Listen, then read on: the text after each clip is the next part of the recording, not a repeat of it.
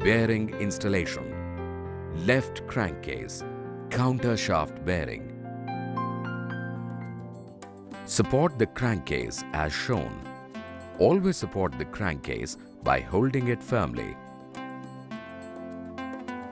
Apply clean engine oil to the outer race of the bearing.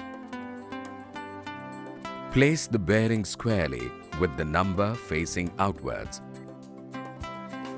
Install the driver 46 mm side facing outwards to the driver handle.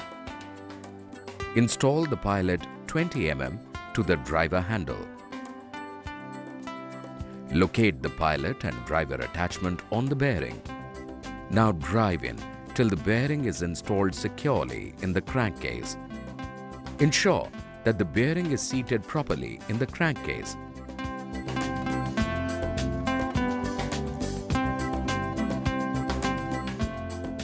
Finally, lubricate